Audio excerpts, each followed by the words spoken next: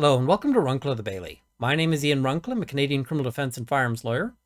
As I mentioned on Twitter and in some of my recent videos, I've got a rant that I want to share with you. And this is something I've been thinking about for a little while, and I think it reflects a real inconsistency in terms of how the courts are dealing with a particular kind of issue. So I've got a drink. I hope you've got one as well. Let's dive in.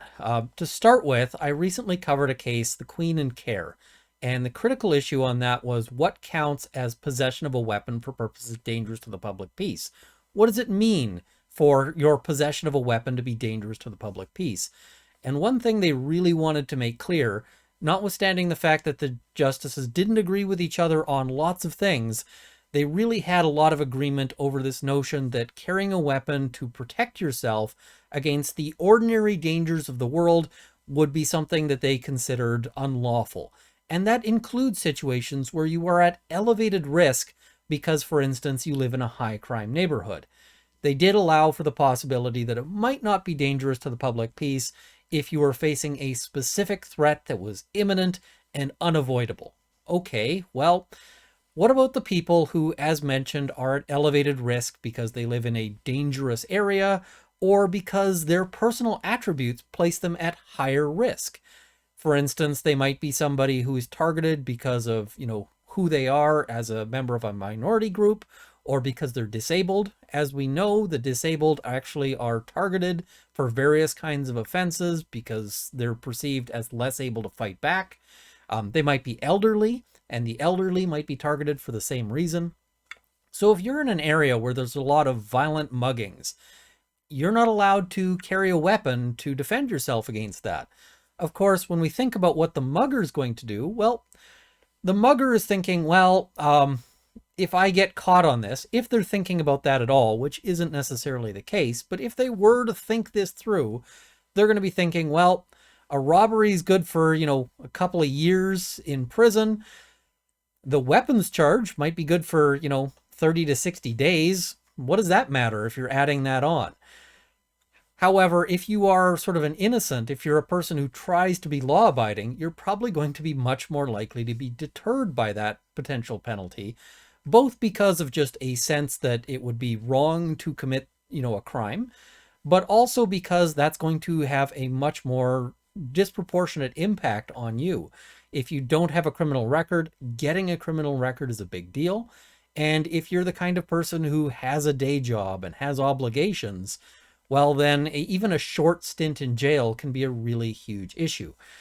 So, it's kind of a thing here that we've got the court saying, listen, just because you are at elevated risk, that this is a bad environment, that doesn't justify you doing anything to protect yourself.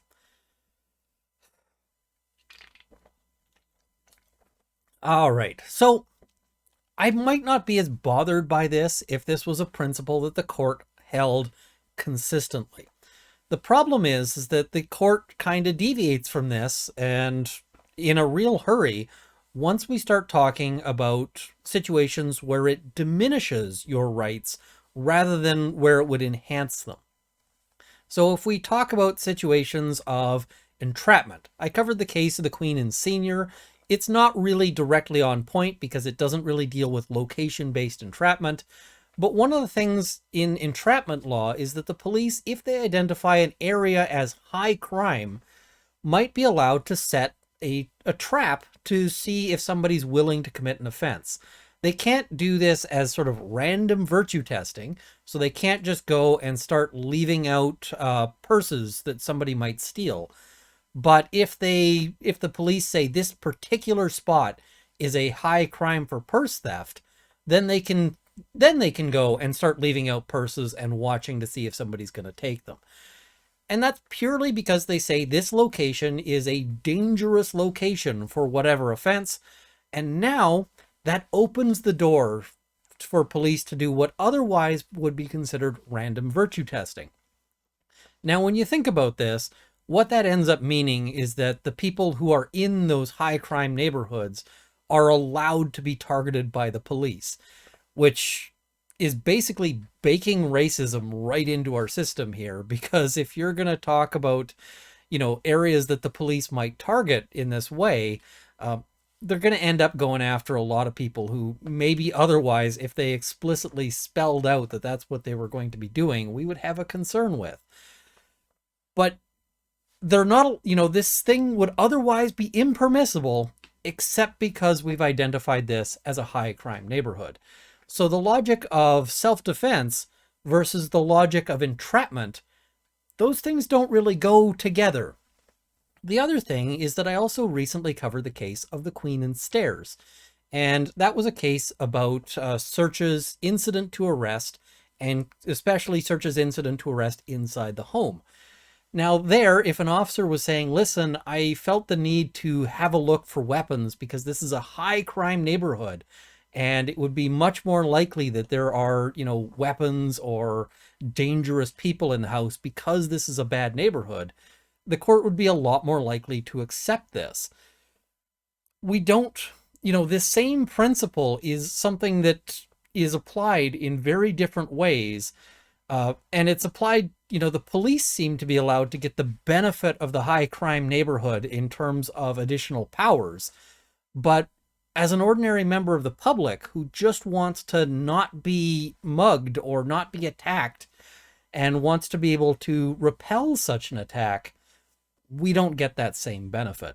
And I don't think that's proper. I think that, if we're going to say that, that you should ignore the high crime neighborhoods, then we should get rid of this notion of location-based, acceptable entrapment. And we should get rid of this ability of police to say, oh, I'm concerned because of the, because of the nature of the environment I'm in. They'd be much more likely to be able to, search people for weapons, that kind of thing, if it's a bad neighborhood. So, yeah, that's my rant. I really think that, I don't like this notion that people are not able to carry, even moderate weapons, even things like, pepper spray. We say you can't carry it. And I don't think it makes us any safer, but certainly there's a double standard here, and that just bothers me a little bit. I'll probably do another video some other time talking about this whole location-based entrapment thing and a lot of the problems I see with it. But for right now, I thought I'd just share with you guys a short rant and have a drink. And yeah, so if you found this to be interesting or educational, please like this video, share it with your friends, subscribe to see more content. I also want to thank my Patreon supporters at the $50 level, Canada's National Firearms Association, CCFR, and the Canadian Shooting Sports Association; at the $30 level, Sights and Arms Limited and Marc-Olivier Damour; and at the $20 level, Peter Hilger, Mark, Jane Babin Luxor, Haywire, Dale Nesbitt, Cameron Johnson, Bruno R., Andrew Elsich, and Rick J.D. Thank you for watching. I hope this has armed you with knowledge, and see you next time. Yeah, this is just something that's been bothering me for a while as I see the different ways the court applies this notion.